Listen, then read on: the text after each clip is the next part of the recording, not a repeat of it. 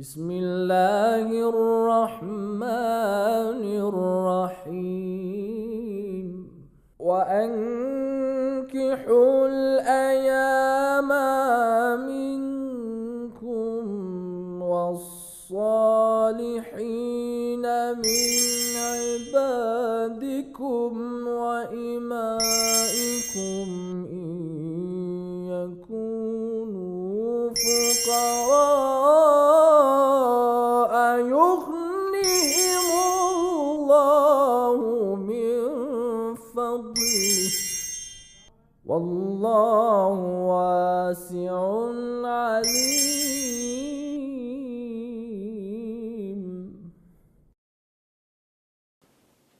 أعوذ بالله من الشيطان الرجيم. بسم الله الرحمن الرحيم. الحمد لله رب العالمين وصلى الله على محمد وآل بيته الطيبين الطاهرين المعصومين. أما بعد، فقد قال رسول الله صلى الله عليه وآله وسلم: ما من بناء في الإسلام أحب إلى الله من التزويج. One of the conditions of temporary marriage is the guardian's consent and permission. In the previous session, I did explain some of the rules regarding the consent. Consent is an important element in temporary marriage. There are certain situations in which a guardian's consent is not required. Now, what are those situations?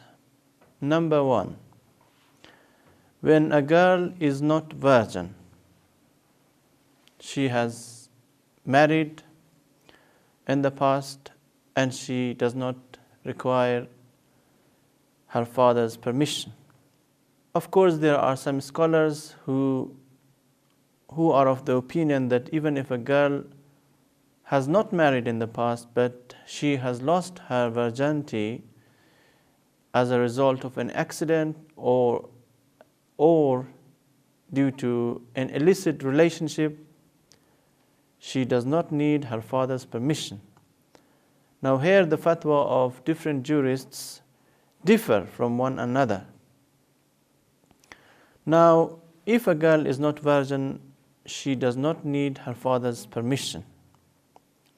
Number one. And number two is that when the father or the paternal grandfather refuses give permission to the girl for marrying a man who is compatible to her in the eye of Sharia or in the eye of custom.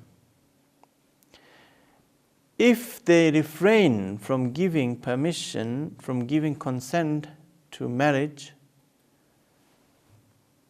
with a man who is considered to be equal in common view and in the eye of Sharia, Islamic Sharia, then the girl does not need her father's permission or her paternal grandfather's permission. This is the second situation. The third situation is when the father or the grandfather are not in any way willing to participate in the marriage of the girl. They do not want to intervene in the girl's affair, matters.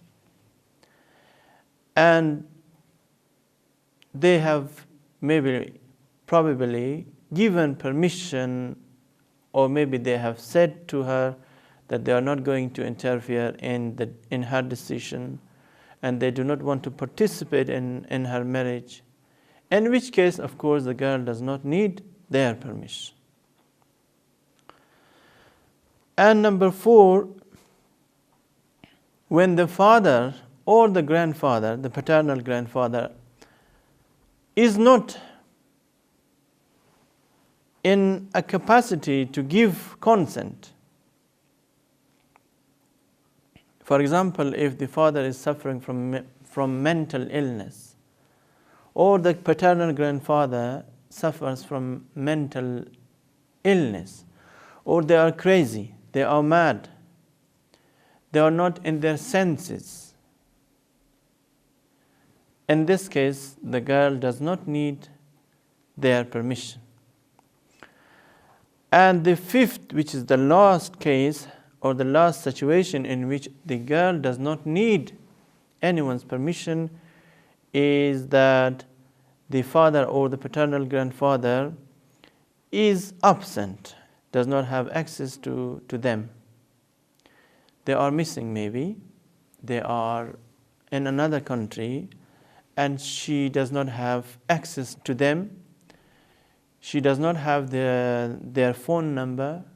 So in this case, if a suitable proposal is there, and there is someone who is considered to be equal and suitable in common view and in Sharia view, then the girl can take action for marriage, and she does not need to wait in order to get their permission.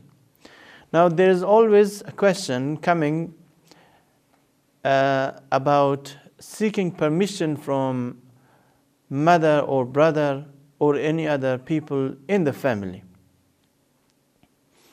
According to Sharia, it is not necessary, nor is it recommended even for the girl to obtain her brother's permission. But it is better for the girl to get her mother's permission. Her mother's permission is recommended, and it's good for her to consult her mother, to seek her permission, but it is not a must and it's not necessary, because the mother is not a guardian. A mother is not considered to be a guardian, and of course, in this case, she does not need to seek her permission. Now, there is always a question raised by people who use the internet, and they say that the girl has converted to Islam, but the father is still a non-Muslim. Can the girl go for marriage and take action for marriage without seeking or without obtaining her father's permission? Of course, she can marry without her father's permission, because a non-Muslim father has no authority, has no guardianship over his daughter. The same is true with a paternal grandfather. The paternal grandfather, if he is non-Muslim, and it does not make any difference whether the man is a Christian, he is from the people of the book, or he is an atheist, a Buddhist. He does not possess any authority, any guardianship over his Muslim daughter. So the girl can take action for marriage. She can marry a Muslim man without having to seek her father's permission or her paternal grandfather's permission. That is an important point that has to be taken into consideration. Now, what about a Shia girl whose father is Sunni? Of course, here the answer is different. Now the question, if the father is Sunni, the girl is Shia, and the girl wants to marry either with a Sunni or a Shia. Now when it comes to Shia-Sunni marriage, according to Islamic law, every Muslim can marry another Muslim. Every Muslim woman can marry a Muslim man. Every Muslim man can marry a Muslim woman. That is a general criteria. Now let's assume that the girl is Shia and the father is Sunni. If the girl's father does not permit her to marry a Shia man, can the Shia girl marry without her father's permission? The answer is this, that if the father is absolutely opposed to her marriage with a Shia man, in this case, she does not need anyone's permission. She does not need to seek her father's permission. Because in Sharia law, a Shia man is considered to be an equal kuf of a Shia girl. And if there are two Shia man and woman, if there is a Shia man and a Shia woman, they are considered to be equal to each other, kuf of each other. In which case, the father cannot abstain permission, cannot deny her permission for marriage. And if the Sunni father denies permission, then the girl can marry without his permission and the marriage would be valid. There is no objection about the permissibility and there is no question as to the permissibility of the marriage. One thing that has to be noted is this, that some fathers, unfortunately, force their daughters into marriage with a particular person. يا محول الحول والأحوال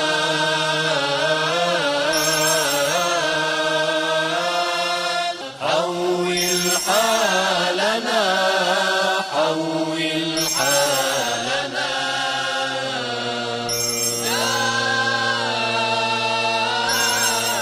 أحسن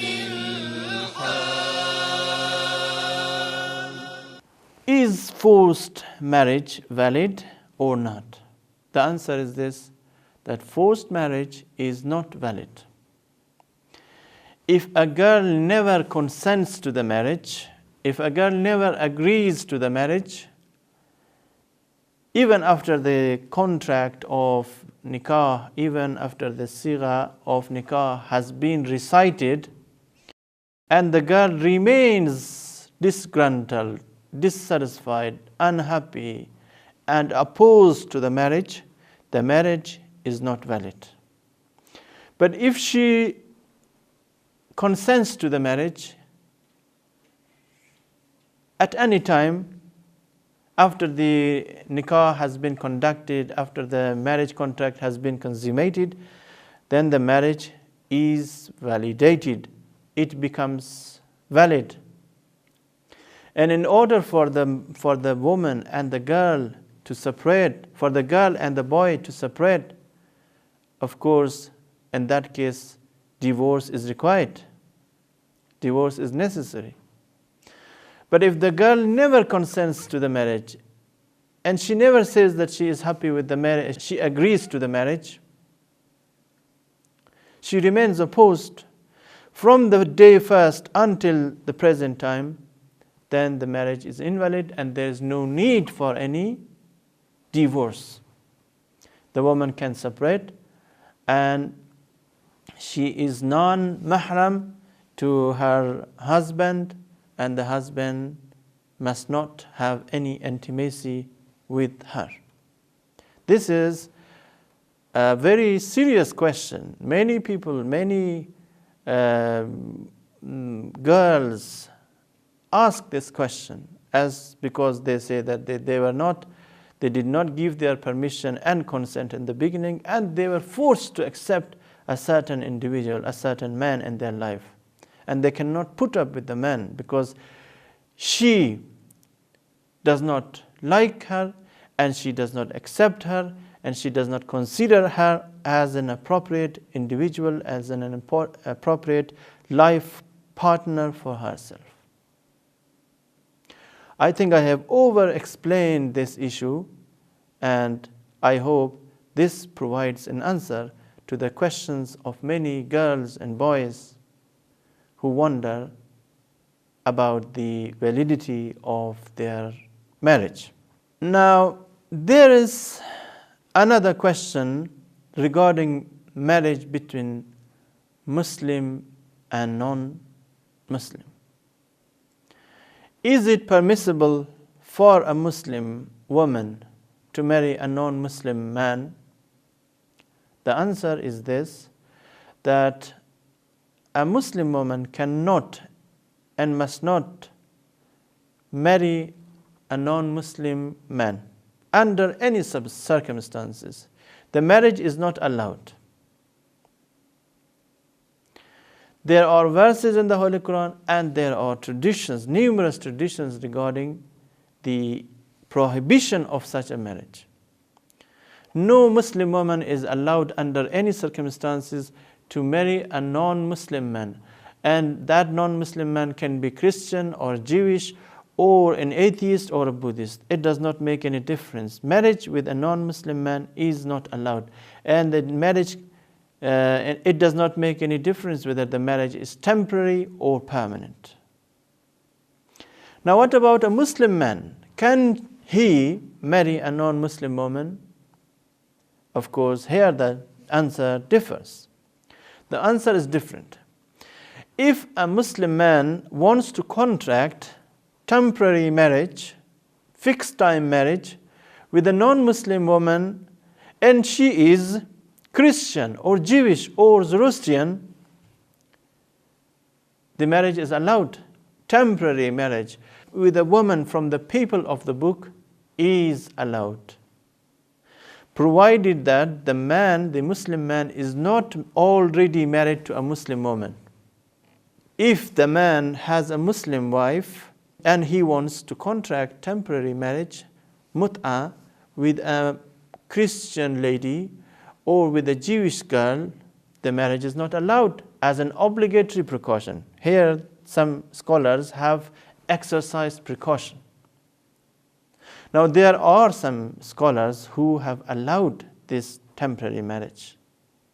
But certain scholars like Grand Ayatollah Sistani says that as an obligatory precaution, the marriage is not allowed for such a man who has a woman who has a Muslim wife. Now as far as permanent marriage is concerned, permanent marriage with a non-Muslim woman, regardless of her being a Christian or a Jewish or atheist or a Buddhist, is not allowed under any circumstances. Permanent marriage is not allowed. And it does not make any difference whether the man has a Muslim wife or he does not have any wife. And it does not make any difference whether the man is married or unmarried. He cannot marry a non-Muslim woman permanently. That is the answer. There is also an important question about polygamy, about a Muslim woman, a Muslim man marrying another Muslim woman at the same time. And of course the marriage could be temporary or permanent. It does not make any difference. Is polygamy allowed in Islam or not? Of course, the answer is clear. According to Islamic Sharia, a man can contract temporary or permanent marriage with a second Muslim woman, even though he is already married and he has children from the first wife. He can marry another woman. But the religious authorities never encourage a man like this to go for a second marriage, for remarriage. ناجيتك يا رحمن ودعوتك يا ديان يا خالق الإنسان الله الله الله يا خالق الإنسان الله الله الله.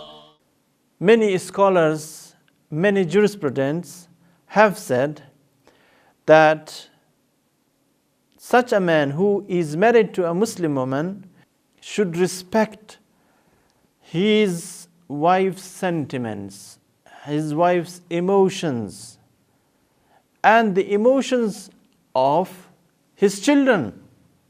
If he is going to remarry, if he is going to marry another woman, a second woman, or a third woman, what will happen to his life and to his children?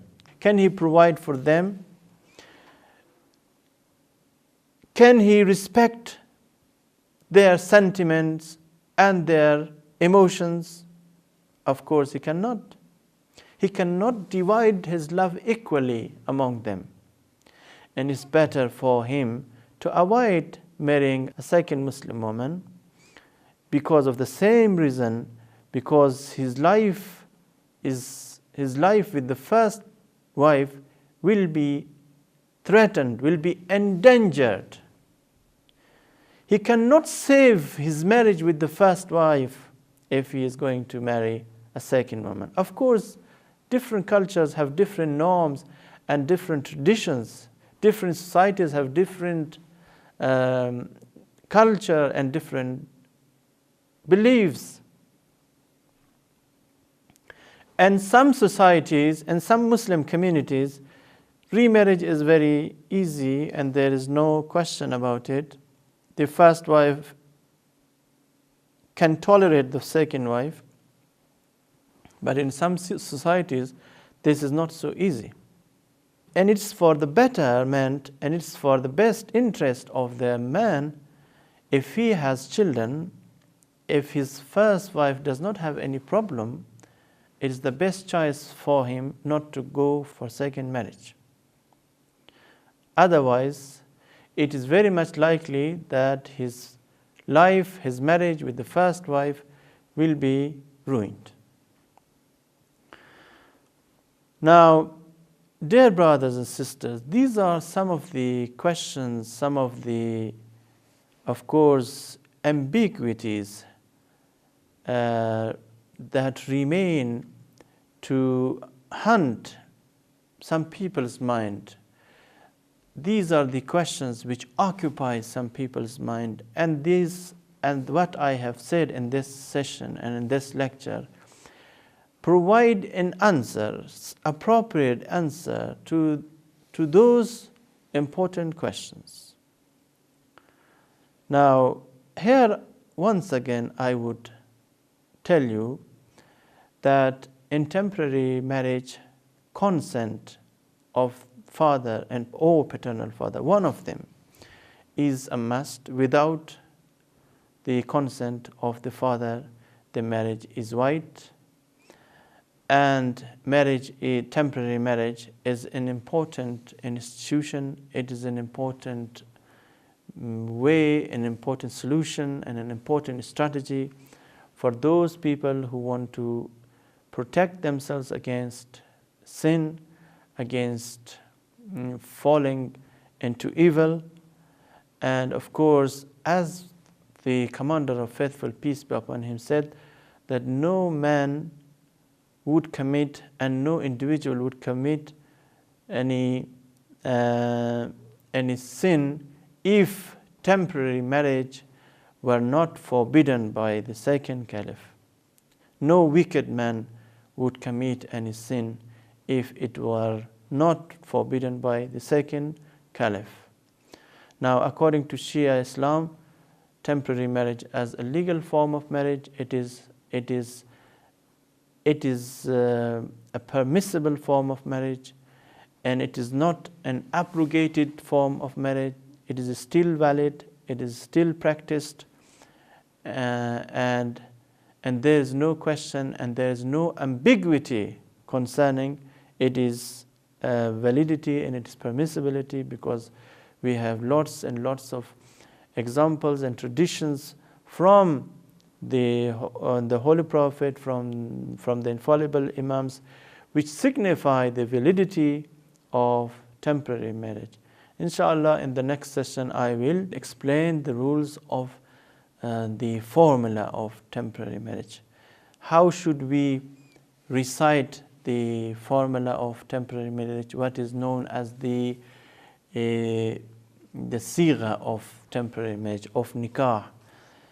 That is also an important fatwa and an important ruling within the Islamic Sharia. Inshallah, do follow up the program and to learn more about ahkam. Until then, wassalamu alaikum wa rahmatullahi wa barakatuh. اللهم بارك للحجاج والزوار في الزاد والنفقة، واقض ما أوجبت عليهم من الحج والعمرة بفضلك ورحمتك يا أرحم الراحمين.